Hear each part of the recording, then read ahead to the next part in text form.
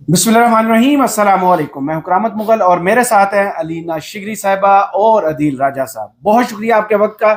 सियासी बैठक में आज गुफ्तगू करेंगे। एक तो शेर अफजल मरवत साहब न जाने पीटीआई से दुश्मनी करते हैं या फिर दोस्ती, उनका तो मुस्तकबिल जो है उस पर क्वेश्चन मार्क लगा हुआ है। कभी वो इमरान खान के फैन बन जाते हैं, उनके क्लब में चले जाते हैं, और कभी जो भी इंतखाब होता है इमरान खान का उसके सामने जा खड़े होते हैं कि मुझे ये पसंद नहीं। अब सुहेल अफरीदी, जिनके बारे में वर्कर्स की जो भी राय है वो ये एनालिस्ट आपको बताएंगे कि क्या राय है। अब उनको नहल करने के लिए शेर अफजल मरवत साहब जनाब अदालत में जा रहे हैं। न सिर्फ अदालत में बल्कि इलेक्शन कमीशन में भी जाने की उनकी तैयारी मुकम्मल है। दूसरी जानब हुकूमत की तरफ से राना सनाउल्लाह साहब अलीना शिगरी साहबा के शो में थे और वो कहते हैं कि हुकूमत बिल्कुल जो है हमायत करेगी अगर वो इनको नहल करने जाते हैं। ये सिलसिला शुरू हुआ था, एस्टेब्लिशमेंट ने प्रेस कॉन्फ्रेंस की, सुहेल अफरीदी को वजीर आला नहीं बनने देंगे, फिर वो वजीर आला बने भी। उसके बाद वर्कर्स ने उनको सर पर भी बिठाया। अब जो उनका रोल हो चुका है, जैसे वो किरदार अदा कर रहे हैं, वो वर्कर्स मेरे ख्याल में इस फैसले के बाद शायद ज्यादा खुश हो। इसके अलावा इस्लामाबाद खुल गया, हमें ये खबर डेली सुनने को मिलती है, लेकिन जो ही बाहर निकलते हैं तो पता चलता है कि आधा इस्लामाबाद अभी भी बंद है। काम है वजीर दाखिला का, वो अवाम को आगाह भी करें और एतमाद में भी लें कि इस्लामाबाद कब खुलेगा, कब बंद होगा, क्यों बंद होगा और कैसे खुलेगा। लेकिन ट्वीट कोई और कर रहा है, इस पर गुफ्तगू करेंगे। इसके अलावा पाकिस्तान में अब्बास अरागची साहब का लाए, आज वो मॉस्को में सदर प्यूतन के साथ गुफ्तगू करते हैं। वहां से एक ज्वाइंट स्टेटमेंट आती है कि इनके मफादात का भरपूर जो है तहफ़्फ़ुज़ किया जाएगा। उससे क्या अमेरिका के सामने खड़े होना मुराद है, या फिर जो खलीजी ममालिक ईरान के खिलाफ इस वक्त कुछ ना कुछ सफारतकारी के महाज पर लगे हुए हैं, उनको पैगाम था। सारी गुफ्तगू आपके सामने लाते हैं। सबसे पहले अलीना शिगरी साहबा, राना सनाउल्लाह साहब और शेर अफजल मरवत साहब दोनों आपके शो में थे। दोनों ने आज से गुफ्तगू की कि सुहेल अफरीदी उन्हें नापसंद है, उनके इंतखाब को जनाब नल करने के लिए, उनको हटवाने के लिए अदालतों और सुप्रीम को बल्कि इलेक्शन कमीशन में जाएंगे। वर्कर्स तो बहुत खुश होंगे। सुहेल अफरीदी साहब से वर्कर्स तो इस सूरत हाल में खुश नहीं है जिस नहज पर इस वक्त पीटीआई खड़ी है। इमरान खान की रिहाई का प्रोग्राम खड़ा है, इमरान खान से मुलाकातें, इमरान खान का इलाज, और ख़ास तौर पर इमरान खान की बहनों के खिलाफ जो बयानात आना शुरू हुए थे उसके बाद वर्कर्स तो सुहेल अफरीदी के साथ तभी तक रहेंगे जब तक इमरान खान उनके साथ। बैड टाइमिंग वैसे, लेकिन मैं ये जरूर यहाँ पे क्लैरिफाई कर दूं, राना सनाउल्लाह साहब ने तारीफ की है सुहेल अफरीदी साहब की। अच्छा, उन्होंने कहा कि ये स्वीट बॉय उनको कहना, या अच्छे बच्चे कहना, जो कि नहीं जो कि नून लीग के अंदर से ये आवाजें आती है। आपको याद होगा इख्तियार वली साहब कहते हैं ना अच्छे बच्चे बन गए एपिक्स कमेटी के इजलास में। उन्होंने कहा नहीं, एपिक्स कमेटी के इजलास में वो बिल्कुल अच्छे तरीके से आते हैं, जिस तरह से एक सीएम को रिप्रेजेंट करना चाहिए अपने सूबे को। लेकिन ये उनके ज्यादती है कि उनको अगर स्वीट बॉय कहा जाए, उनको अच्छा बच्चा कहा तो जाए, किसी और को कोई और कहता था। ठीक है, एग्जैक्टली, देयर यू गो। सो राना सनाउल्लाह साहब ने तो तारीफ की, लेकिन राना सनाउल्लाह साहब से मैंने पर्टिकुलरली सवाल किया कि शेर अफजल मरवत साहब जो अचानक से उड़ गए 7 माह बाद, और मैंने शेर अफजल मरवत साहब से भी जानने की कोशिश, तो उन्होंने कहा जी मेरे साथ इन्होंने ज्यादती की थी। तो मैंने कहा आपको ज्यादा नहीं, मैं 7 महीने तक वेट कर रहा था ये देखने के लिए कि ये कि नहीं कि 7 महीने में ये टारगेट इमरान खान की रिहाई का ये अचीव करते कि नहीं। ये तो नीचे लेकर आओगे, मैं एक्सपेक्ट भी यही करता था कि ये स्ट्रीट मूवमेंट, और 6-7 माह उन्होंने वेट किया। लेकिन फिर मैंने उनसे सवाल किया, मैंने कहा शेर अफजल साहब, मैं जानना चाहती थी कि भाई वो वजह क्या है कि जिसकी वजह से इनको हटाना है आपने ना। तो वो स्टार्टिंग ऑफ विद के उनके गिले अपने गिले थे कि जी मुझे साइडलाइन कर दिया, सलमान अकरम राजा ने आके रिले किया, गंडापुर को हटाया और जी इनको नॉमिनेट कर दिया। फिर वो वहां से गवर्नेंस के ऊपर बात आया कि जी एडीपी के सारे फंड नॉन एडीपी में आपने फंड डाल दिए और ये वो करके किस किस को नवाजा गया। फिर वो मैंने उनसे फिर पूछा, मैंने कहा आपको इमरान खान के भी सिलेक्शन पर या अपॉइंटमेंट पर, नॉमिनेशन पर जो है वो एतराज है? तो वो कहते हैं घूम फिर के, फिर वो एकदम से उनको याद आया कि हाँ जी क्योंकि ये साकिब निसार वाला वो जो फैसला था और सेनेट की टिकटों वाला नवाज शरीफ। तो मैंने कहा आपको 2022 में नवाज शरीफ साहब के भाई वजीर आजम थे, पूरी काबीना यहाँ से समन हो जाती थी, उस वक्त वो इश्तिहारी थे, आपको तब एतराज नहीं, वो उस वक्त डामाडोल उन्होंने वो बात घुमा दी। उसके बाद वो कहते हैं कि मैंने उनसे ये भी सवाल किया, मैंने कहा आप आइडियली सुहेल अफरीदी की रिप्लेसमेंट कौन देखना चाहेंगे? तो वहां पे आके शेर अफजल मरवत साहब ने पूरा जो पेंडोरास बॉक्स है वो तब खुलता हुआ दिखाई दिया जब वो उन्होंने कहा कि गंडापुर साहब को वो चाहते हैं कि वो वापस आए। लेकिन उन्होंने कहा मैंने गंडापुर से, मैंने कहा देखिए चेमगोइया यही हो रही है कि गंडापुर साहब इस पिटीशन के पीछे हैं, आपको आगे किया जा रहा है। आपके बैक पे जो है वो गंडापुर साहब है, रिप्लेसमेंट की तो बातें सुन रहे हैं कि जी वापस आना चाहते हैं। तो उन्होंने कहा नहीं, मैंने गंडापुर से ये बात पूछी थी, लेकिन गंडापुर साहब ने कहा मैं सख्त, आपको कोई जरूरत नहीं है करने की, मैं सख्त मुखालफत कर रहा हूँ इस चीज की। लेकिन मैंने कहा मैं आपकी बात, शेर अफजल मरवा साहब कह रहे हैं मैं आपकी बात रद्द करता हूँ, मैं तो ये करूंगा, ये पिटिशन लेकर आऊंगा। राना सनाउल्लाह साहब से मैंने कहा कि आप हुकूमत क्या सपोर्ट करेगी, क्या इसको आप हिमायत इसकी करेंगे इस पिटिशन की? तो उन्होंने कहा हम इसकी मुखालफत नहीं करेंगे। तो हिमायत ही करेंगे ना। There you go. अब सुहेल अफरीदी से मसला किसको है? एस्टेब्लिशमेंट के साथ वो जल इन हो चुके, वर्कर्स से वो दूर हो चुके, वर्कर्स के दिल से वो उतर चुके। वर्कर्स तो चाहेंगे पिटिशन कामयाब हो जाए। हाँ, ऐसे मतलब आपस की बातें तो सुहेल अफरीदी को हीरो बनाने वाली बात है। हाँ, फिर इस सूरत हाल में वो जो क्या थे सुहेल अफरीदी साहब, जो एहतजाजी सियासत के चैंपियन थे, उनकी एहतजाज जूते में बह गई। तो लेकिन एलवी के जूते, एहतजाजी जूतों में बह गए, कप्तान चप्पल से एलवी के जूतों तक का सफर। तो लेकिन प्रॉब्लम ये है इसमें कि गंडापुर साहब भी वेट मेरा ख्याल है मुश्किल कर पा रहे हैं। गंडापुर साहब तो ना ऐसे जैसे सायों में नहीं फिर रहा होता है, वो जो बुगी मैन होता है वो केपी गवर्नमेंट के लिए बुगी मैन है। मैं आपको बड़ा कंफर्म बताता हूँ, सेनेट के टिकटों का जब फैसला हो रहा था तो इरफान सलीम मरवत साहब को जब टिकट नहीं मिल रहा था, तो चले आज नाम भी बता दो, गंडापुर साहब ने इरफान सलीम मरवत को कॉल की थी और उनको कहा था कि भाई अगर तुम्हें टिकट नहीं दे रहे मुझे बताओ, फिर देखो मैं इनका क्या असर करता हूँ। गंडापुर साहब उस टाइम भी बैठ के पूरी प्लानिंग कर रहे थे कि क्या करना है, मैंने कैसे करना है, कब करना है। अभी कल रात को ही तहरीक इंसाफ के कोर कमेटी के ग्रुप में घमासान का रन पड़ा है। अच्छा, एक झगड़ा हुआ है बड़ा ठीक ठाक किस्म का। हुआ कुछ यूं कि एक लड़का है यूके में होता है, अरसलान बलोच उसका नाम है।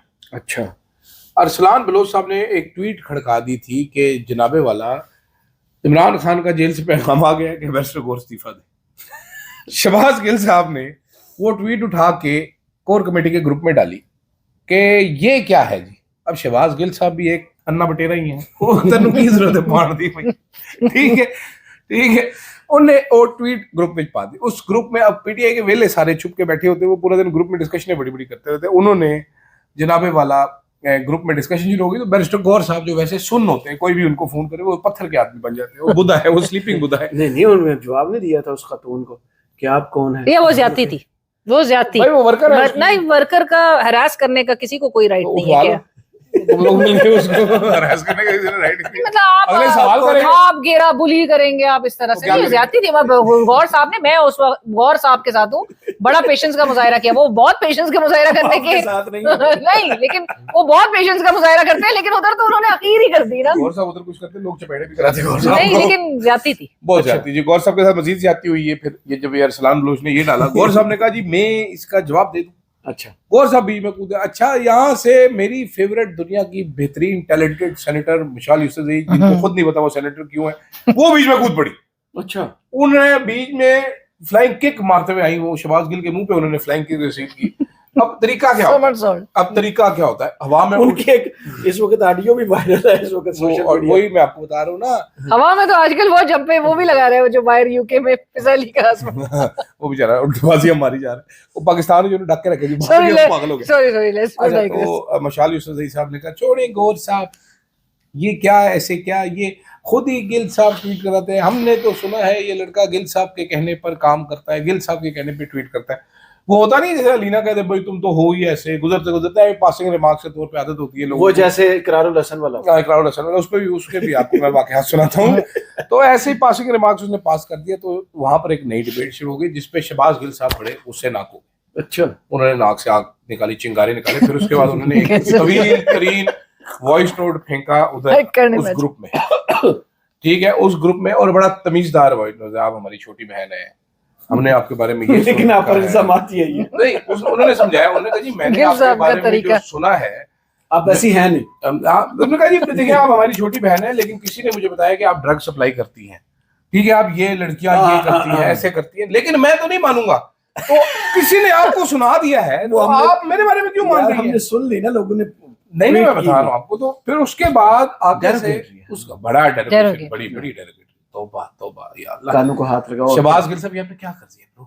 लेकिन उसके बाद इफेक्ट ये हुआ कि मशाल यूसुफजई इतनी ठंडी हो गई जितनी बर्फ की सिल होती है बर्फ खाने। अच्छा, फिर उनको सुकून आ गया, उनको चैन आ गया। वो असल में ये हर किसी के साथ बदतमीजी करती है। वैसे मैं आपको हर किसी के साथ नहीं, बिला वजह आ गया मुसलमान अच्छा डिस्क्लेमर गिल साहब की तरह मशाल यूसुफजई का भी आता है। खान साहब ने मना किया था पब्लिक फोरम में आके ये बातें नहीं करनी है, लेकिन आप ये आपने कर दिया था। मजबूर हूँ, हमसे तो वो खास चिढ़ती है, मेरे से तो मोहब्बत करती है, ऐसे लोग मुझे बहुत पसंद करते हैं। किसी को जाके बता दे इमरान खान की बहन के खिलाफ खबरें लगवाने वाली ये, ठीक है, सलमान राजा के खिलाफ कैंपेन चलाने वाली ये, सुहेल अफरीदी के खिलाफ किसी की एमा पर कैंपेन चलाने वाली बैरिस्टर साहब की सबसे बड़ी सपोर्ट मैडम को बैरिस्टर साहब ने सेनेटर जो बनवाया था, एहसान भी तो होता है ना सर, ऐसे तो नहीं होता ना। उनको कैबिनेट में लाने के लिए ये मैसेज लेकर आज़म तेरा एहसान है एहसान, ये सुने ना आप जरा। मशाल यूसुफजई को वजीर बनाया था, जब गंडापुर ने हटाया तो मशाल यूसुफजई 6 महीने काट के वापस की थी उसने। हाँ, फिर मैंने ट्वीट कर दिया, मशाल यूसुफजई ने 12 फोन किए, वो तो शुक्र है मैं बिजी था उस दिन, फोन नहीं उठा सकता। यही हाल है करारुल हसन साहब का। हाँ, वो भी पासिंग रिमार्क्स पर इतना भड़कने की और फिर वर्दी का ताना, और ये अब कैसे कर सकते हैं? ये आम किसी पुलिस वाले से इन्होंने किया होता किसी सड़क पर तो यही हाल होता जैसे ये पहली बात तो ये है, मैंने अपने व्लॉग में मिसाल दी है, लेकिन आप लोग क्योंकि बहुत तहजीब याफ्ता है, तो बेशक कवि और मोर वाली मिसाल आपको दे नहीं सकता, वो आप मेरी वीडियो में जाके देखें। लेकिन यहाँ पर मैं आपको ये बताना चाहता हूँ कि आप एक जगह से गुजर रहे हैं, 2 आदमी अलीना शिगरी और अदील रजा आपस में बैठ के खुसर फुसर कर रहे हैं। मैंने कहा है करामत के बारे में, करामत जो है ना, ये इसका हाल भी जवाद वाला होगा। आप वहां से जा रहे हैं और आपने जवाद अहमद नहीं उसने कहा आप वहां पर बैठ गए हैं और आप वहां पर सुन रहे हैं, जवाद शरीफी भी हो सकते हैं, और आप इस मुल्क में अवामी राज लगाने वाले हैं जी, ठीक है। आपने अवामी राज पार्टी बनाई है, आप एक पार्टी मिसाल कायम कर, सियासी पार्टी के आप सरबराह और आप इतने बड़े छपरी है, आप मोबाइल लेके उसके पीछे पीछे एयरपोर्ट में भाग रहे हो, तुमने मुझे क्यों कहा, तुमने मुझे क्यों कहा, मैंने जो अरे यार, और आप मेरा तो एतराज ये है कि आप लीडर अपने आप को अगर आपने चले ठीक है, leader in the making, you need to show patience man. मतलब आप गौर साहब के साथ थोड़ा आपकी ट्रेनिंग होनी चाहिए, आपको तहम्मुल मिजाजी, मतलब आपके अंदर जो है वो सब्र होना चाहिए। आप इतने जज्बाती हो के पब्लिक से अगर आप इतनी रेज के साथ, मेरे ख्याल में अपने शो ही कर रहे थे, वो उन्होंने समझा मैं शो ही कर रहा हूं, वो मेरे ख्याल से वो शो वाले मोड में हर चीज सरेआम से बाहर निकल के आपने नहीं, मतलब ये कि वो ये आप पब्लिक को रिडिक्यूल ह्यूमिलिएट कर रहे हैं, रिडिक्यूल कर रहे हैं। एक अजीम लीडर मोबाइल लेके भाग रहा है, तुमने मुझे ये कहा, तुमने मुझे कहा, जाहिल। अच्छा, फिर वो मॉक भी कर रहे हैं, सोराब बरकत को उन्होंने मॉक किया कि जी ये FIA के उसको नाम लिखे ना, ठीक है, और आपके मॉक कर रहे हैं कि जी इनके साथ ये हुआ था, लेकिन ये आके हिमायत में आ रहे भाई, लेट्स कॉल रॉन्ग ना, मतलब आप वो नहीं करते कि गलत को गलत ना कहें और सही को सही ना। एयर में नहीं रहे, मेहरबानी करो, आप सियासी लीडरों से आप सपोर्ट मांगे, आप क्यों साफियों का नाम ले रहे हैं? और एक और मैं चीज, और ऊपर से चंद ने आके बेइज्जती भी कर दी है। देखिए एक चैनल बगैर नाम लिए, चंद साहब भी ना, चंद साहब ने भी चिंगारी वो जवेल फारूकी वाला इशू हुआ, उसमें उन्होंने आके सबसे पहले लिख दिया कि यही फैमिली मैटर है, ये वाला चक्कर। चंद साहब पहले मैंने ट्वीट मैंने देखा था। अच्छा, वो आपकी मसला है। अच्छा, लेकिन ये वो वाली मिसाल है, मैं एक कोट करती चलूं। एक चैनल आ रहा था बड़े सालों पहले, और वो हर किसी को, नाम नहीं लूंगी, हर किसी को वो VP और प्रेसिडेंट नहीं, मैं क्यों बोलूं यार, नहीं बोलना नहीं है। सो उसमें एक बड़े एक सीनियर एंकर को जब हायर किया सहाफी को, तो उनसे सबसे सीनियर, तो सारे सीनियर थे, नंबर 1 थे सारे, वो दिल के बहुत फेवरेट है, तो वो रेड लाइन क्रॉस हो जाएगी। अच्छा, दिल को नहीं छेड़ना है। अच्छा सुने, हुआ ये कि ना, अब सुन भी लेना बात, तो हुआ ये कि जब उनको हायर किया जा रहा था, तो उनको बोला गया कि जी हमने नंबर 1 चैनल को हमने मात देनी, हमने उसको उसके टक्कर पे आना है, हमने उसको डिस्ट्रॉय कर देना है, हमने उसको बर्बाद कर देना है। तो उन्होंने वहां पर कहा कि कभी भी अगर कोई नया चैनल इस इंटेंशन के साथ आए कि आपने इसको फलाने को, तो भाई आपका अपना एक विजन होता है ना, आप एग्जैक्टली आप जब इससे आएंगे नियत से, तो तब तो आपने कुछ भी नहीं करना ना, आप कुछ भी नहीं कर सकेंगे। बात सही है, बात इकरार के भी केस में यही बैठती है कि आप आ रहे हैं, वो PTI इस वक्त सबसे पॉपुलर जमात है मुल्क की, सबसे पॉपुलर लीडर इमरान खान, मतलब जवाद अहमद को क्यों लोगों ने रिजेक्ट कर दिया है? क्योंकि आप पहले ही पंगा आके गलत ले रहे हैं। अरे नहीं यार, ठीक है, और आप इकरार में भी आके हर चीज का जो है वो मसला PTI से कैसे जुड़ा है भाई? हर आपके साथ कोई ज्यादती आपके साथ करे, वो नहीं, वो जो कौन लड़का है, वो जो सोशल मीडिया पे वो जो पॉडकास्ट और वो जो पब्लिक पॉइंट है, कौन सा एक नहीं जीशान नहीं, वो जो लड़का 24 वाला नहीं, वो जो इकरार और उसके साथ वो विक्टिम बिठा के जो एक बड़ी मीम्स बनती है, यासिर शामी, तो वो इकरार के साथ फिर वो इसी तरह की मीम्स निकलेंगे। अभी देखो, अभी तो बहुत सी चीजें मुझे ये कल तक का इंतजार, इकरार साहब जितने हवा में उड़ रहे हैं ना, ये इंसान के बच्चे बने, मतलब माजरत के साथ, जितने टुच्चे से ये साफी थे, उतने ही टुच्चे ये लीडर है इस टाइम पे, और मैं पब्लिक कहना नहीं चाहता पब्लिक को छोड़ो, लेकिन आप टेबल पे लेके क्या आ रहे हैं भाई, मुझे ये बताओ आपकी औकात क्या है। और तुम एक यूनिफॉर्म पहना हुआ बंदा है, उसका यार यार तुम यूनिफॉर्म पहन के करे, जान यूनिफॉर्म पहन के, जान आज यूनिफॉर्म पहन के सियासत करते, जान नजर में देखूं कोई भी नहीं, वो लोग तो यही उस टाइम पे टॉमी बना होगा। नहीं, ऐसी बातें नहीं करो ना यार, हमने बड़ी चीजें बताया। और सेकेंडली आपको पब्लिक अप्रूवल चाहिए ना। ट्रम्प अभी अप्रूवल ड्रम जो है ना, ड्रम उसकी अप्रूवल्स वो हो रही थी, गिर नहीं है। उस पूरा दुनिया का ताकतवर शख्स जो है फायरिंग करवा ली उसने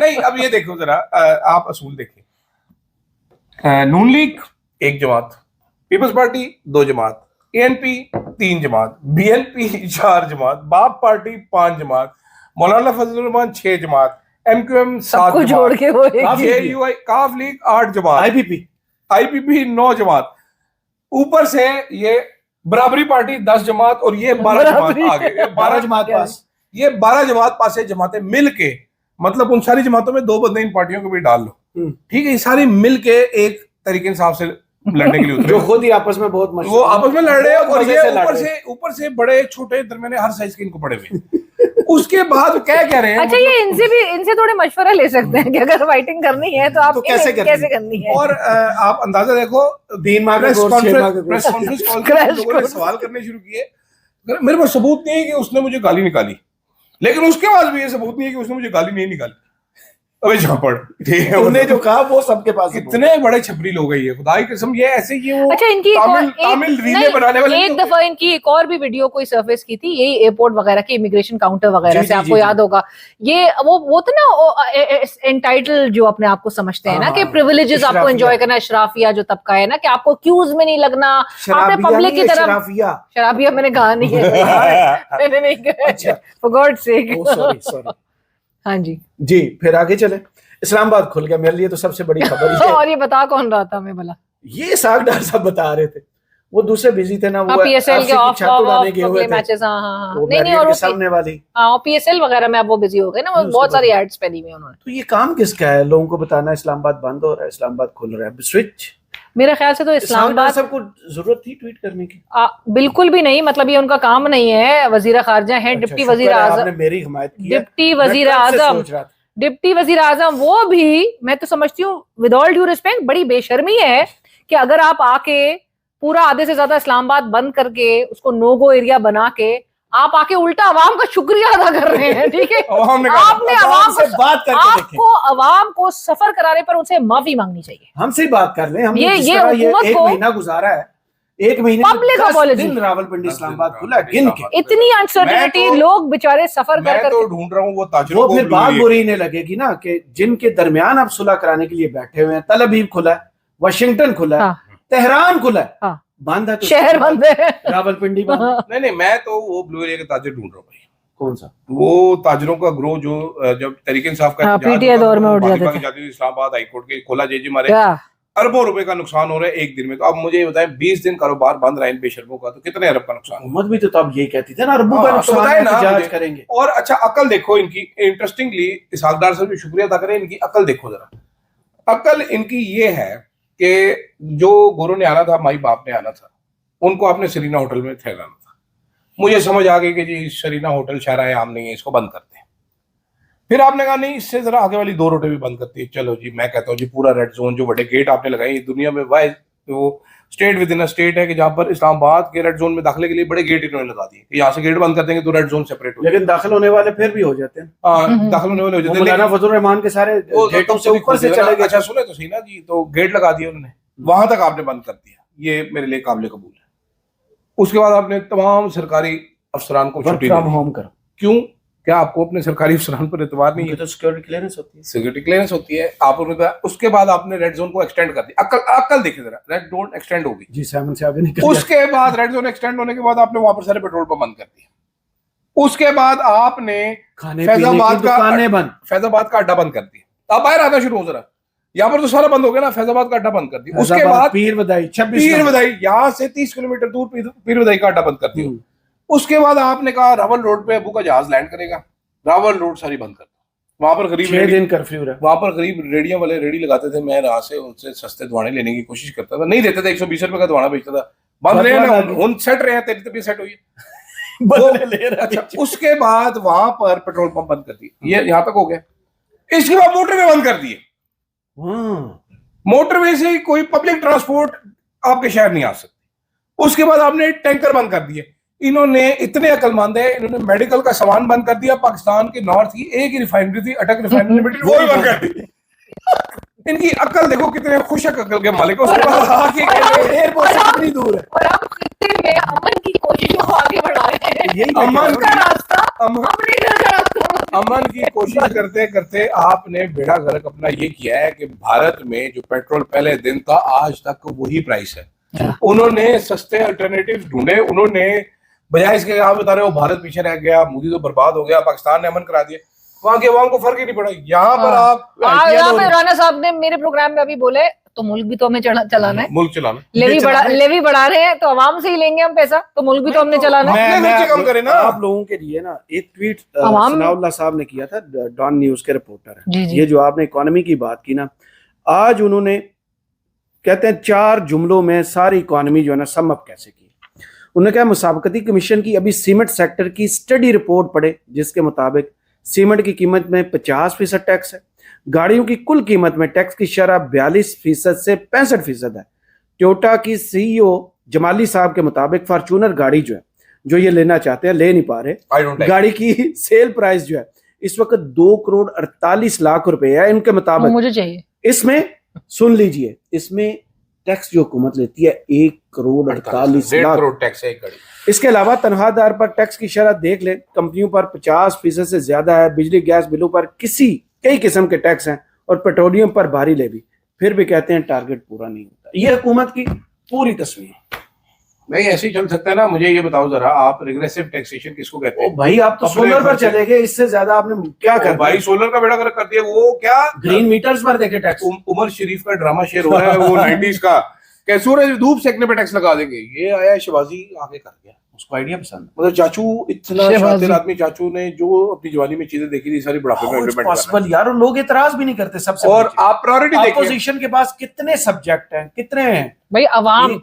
मेरा तो सवाल अवाम से, कब तक ये बर्दाश्त करेंगे यार? मेरी बात सुनो, इमरान खान के दौर में मरियम से और बिलावल के साथ कितने लोग थे? 12। बिजली के बिल लेकर वो भी इस्लामाबाद आ गए थे। कि इतनी बेहिसी अपोजिशन की कहेंगे ना, हुकूमत तो चले जो कर रही है, अपोजिशन कहाँ सोई मरी पड़ी और किसी को कोई परवाह नहीं। और मीडिया भी। यार तुम दोनों बड़े होके जवाब बनोगे। मैं बस तुम्हारी तस्दीक करना चाहता था, तुम इकरार बनो। मैं ज्यादा तस्दीक करना चाहूंगा। अब आते हैं संजीदा मौजू जो मास्को से खबर आती है। लिबास अरागची साहब यहाँ पर 24 घंटे के अंदर 2 मुलाकातें करते हैं और लगता यही है कि खित्ते में अब एक नया अलायंस बन रहा है। जैसे वो ओमान जाते हैं, कतर फोन करते हैं, सऊदी अरब फोन करते हैं, सबको एतमाद में लेते हैं और उसके बाद यहाँ से फिर आगे रूस जाते हैं और शायद आगे वो चाइना भी जाएं, जो खबरें अब तक आ रही हैं। इन सारे मौज़ूआत के अंदर जो खबर आती है कि रूस का सदर जब ये खड़े होकर अब्बास अरागची साहब के साथ कहे कि हम आपके मफादात का पूरा तहफ़्फ़ुज़ करेंगे, उससे क्या मुराद ली जाए? कि ये जंग आगे बढ़ रही है, रुक रही है, खत्म हो रही है, किसी को समझ क्यों नहीं आ रही? स्ट्रेटेजिक अलाइनमेंट ऑब्वियसली नजर आ रही है आप हमें ईरान की, और इसके बैक पे जो है ये ममालिक बिल्कुल है जो इनडायरेक्टली हम बात करते हैं कि डायरेक्टली रशिया और चाइना जो है वो इस जंग में नहीं थे, लेकिन इनडायरेक्ट सपोर्ट जो है रशिया और चाइना की थी। आपने अभी रिसेंट जो स्टडीज आ रही हैं उसमें बताया जा रहा है कि किस तरह से अमेरिका के जो वो तमाम रिसोर्सेज, मिलिट्री माइट की जो बात होती थी वो तमाम किस तरह डिप्लीट हो रहे हैं कि 2 billion initially $2 billion per day की हिसाब से बात की जा रही थी और अब वो $900 मिलियन पर डे पे फिर भी अमेरिका को लॉस है। सो ईरान जो है वो अगर 50 बाकायदा कहा जा रहा है कि जी 50% डाउन है दोनों ममालिक जो है, ईरान को तो सिर्फ उसके सर्वाइवल का है ना। अमेरिका जो है वो तो जंगे स्पॉन्सर और सपोर्ट कर रहा है, इजराइल, यूक्रेन और सारा 52 अड्डे हैं उसके। इमेजिन, तो उसके साथ जो व्हाइट हाउस में खुद महफूज नहीं। सो इसकी जो वल्नरेबिलिटी विंडो है अमेरिका की वो कितनी एक्सपोज होगी। चाइना वुड एक्चुअली जो है ना वो चाहता है, चाइना के ये इस वक्त एडवांटेज मैदान में उसने बताया। बिल्कुल, और चीन को ये सूट करता है इस वक्त अमेरिका की ये position. So they would want कि ये जितना लिंगर ऑन होगा, इसमें पूरी बैकिंग जो है वो ईरान को, उनकी इन ममालिक की है। सफारतकारी को कैसे देख रही है ईरान की? खुद आना, पाकिस्तान से ओमान जाना, वापस यहाँ आना, यहाँ बैठकर कतर के वजीर आजम को फोन करना, सऊदी वजीर खारजा को फोन करना, उनको एतमाद में लेना और फिर मास्को ट्रैवल। यार मुझे बड़ा इंटरेस्टिंग एक चीज मैं आपसे बताना चाहता हूँ, मुझे यहाँ पर ना अपने साफियों पे भी आफरीन है। कौन से? जो हमारे यहाँ पर पाकिस्तान में नया कल्चर भी एक आया ना, अब ये ईरानी उसके ये जो क्या है वजीर खारजा के ऊपर इराकची साहब जो है, इराकची साहब ने जिस दिन पहुंचना था उस दिन सारों ने 3 लाल डडियों वाले एक व्हाट्सएप मैसेज ट्वीट किया सारे। हाँ, सब वही अलर्ट वाले, एक ही मैसेज अलर्ट हो गए सारे, ओ इराकची साहब आ रहे हैं, ओ तेरी ऐसी तैसी रायन ग्रिम और सारों ने, अच्छा उन्होंने मजाक उड़ाना। नहीं वो मैं मजाक कैसे उड़ा बात नहीं, वो थोड़ी देर बाद इरना ने बताया कि जी वो एक सह मुल्की दौरे पे जा रहे हैं, वो कोई इधर अमेरिकियों से बात नहीं करनी, उन्होंने कोई अमेरिकियों से बात नहीं करनी। वो खबर जब क्लियर हो गई, इन्होंने कहा नहीं, हमारे पास जो खबर है उसके मुताबिक बैकडोर डिप्लोमेसी हमने इतनी तेजी के साथ चलती रहती है, बताते थोड़ी है बैकडोर। सुने जरा सुने तो सही, हमारी साफत सुने। इन्होंने कहा तो तबाहियां पट के रख दी है, बर्बादियां करके रख दी है। वो इराकची साहब एयरपोर्ट में बैठ गए। आपको पता है पहले दिन जो मीटिंग की तस्वीर आई है वो एयरपोर्ट के लॉन्च की है जी, नूर खान, ठीक है। पूरे शहर की ट्रैफिक भी बंद हो गई, ठीक है। उसके बाद इराकची साहब निकल गए। जब अब इराकची साहब निकल गए, उसके बाद किसी एक हमारे महान सहाफी को ये नहीं समझ आई कि इराकची साहब किधर गए। उसके बाद अचानक ही पता चला जी इराकची साहब मस्कत ओमान से वापस पाकिस्तान आने का फैसला कर लिया। एक बार फिर ईरानी वजीर खारजा पाकिस्तान में, मेरा दिल कर रहा था मैं किसी को टक्कर भी मारूं, ठीक है, जाके किसी की नासेब बंदूक के साले हो तनु थोड़ी बंदा कम, वैसे ही फ्लाइट रेडार ही चेक कर लो। इराकची साहब अपना जहाज यहाँ पर पार करके गए। वो किसी सिक्योरिटी के लिए, सिक्योरिटी पर्पस के लिए हमने उनको फेवर दिया, क्योंकि गल्फ ऑफ ओमान में उनको खतरा हो सकता था। वो पाकिस्तानी जहाज लेके वहां पर चले गए, सही। फिर उसके बाद जहाज वापस करने इधर आ गए। इन्होंने 3 दफा ब्रेकिंग न्यूज बना के इसको चला दिया, और उसके बाद वो रायन ग्रिम वगैरह वो मथे लग गए। लेकिन रायन ग्रिम को ये नहीं पता चला कि तजावीज जो गई हैं वो इस्लामाबाद से गई हैं ना। फिर अब्बास इराकची साहब 2 मरतबा यहाँ पर आते हैं और अमेरिका की तरफ से जो जवाब आता है कि ये तजावीज आई हैं, इनमें न्यूक्लियर पर मस्त बात हुई, तो वो इधर से खबर गई थी। फिर उसके बाद भाई असल खबर ये आई कि ईरान जो दे के गया है, इराकची साहब जो पाकिस्तान को जवाब दे के गए हैं कि न्यूक्लियर को साइड पे रखते हैं, बैक बर्नर पे, let's talk on straight of Hormuz and a permanent cease fire. सबसे पहले इस पे बात करते हैं, फिर उस पे बाद में बात करते हैं ना। क्योंकि ओमान में जो मुज़ाकरात हुए थे, मुझे याद आ रहा है 28 फरवरी को, उसमें ओमान के वजीर खारजा ने जो बयान दिया था कि हमले के बाद कि हमला करने की जरूरत नहीं थी, क्योंकि इराक तो सरेंडर करने को तैयार था। ईरान ने हर चीज ईरान ने एटमी प्रोग्राम पर मान लिया था। ईरान ने पहले कब ना किए। सो अभी भी वो जो, हाँ आप सही कह रहे हैं कि एक्सेसिव जो अमेरिका की डिमांड्स थी उसकी वजह से पूरा ये जो प्रोसेस था वो विटकॉफ ने गलत रिपोर्ट किया, हाँ स्टॉल्ड हो गए थे। अच्छा एक और चीज ये भी कि हमारे सहाफियों के लिए भी वो फॉरवर्डेड एज रिसीव्ड वाला जो चीज होता है ना, तो सुना लग रहा है कॉपी पेस्ट करने से पहले आप मतलब 2+2 खुद भी बंदा बड़े कैनवस पे जो है ना चीजों को रख के देख रहा होता है कि मामला किस तरफ जा रहा है। आई मीन उनकी नौकरी दाव लगवा रही है, ऐसे ही करना ये निशानी तो फिर आप आपकी क्रेडिबिलिटी वाला चीज भी है, ऐसी क्रेडिबिलिटी। रायन ग्रिम जो है ना, मुझे लगता है इसका कभी फजूल आदमी है। रेहान ग्रिम इसका नाम है, असल में ये पीटीआई का ही है। उसको बोला है कि वो बीट बॉय होती है। नहीं वो रेहान ग्रिम है, रेहान करीम होगा। रेहान करीम। चले देखते हैं खबरें जो मजीद आएंगी आपके सामने, उनका तजिया रखेंगे, क्योंकि कल नजरें तो लगेंगी अडयाला के बाहर, फिर अलीमा खान साहब आएंगी, फिर मुलाकात नहीं होने दी जाएगी, और फिर लोग यही कहेंगे भाई कुछ ना कुछ तो ऐसा है। इमरान खान का डर इतना ज्यादा है कि मुलाकातों पर पाबंदी लोग, और वो बाय द वे 2 मई को उनका जलसा लाहौर में कर रहे हैं, वो 2-3 तो पीएसएल के मैचेस की नजर हो जाएगा। हाँ ये भी है, इनकी प्लानिंग बड़ी माफ कर चले। मुझे अदील राजा साहब और अलीना शिगरी साहबा को इजाजत दीजिए, दुआ में याद रखिएगा और कमेंट्स बॉक्स में जरूर बताइएगा ये वीडियो आपको कैसी लगी। अल्लाह हाफिज।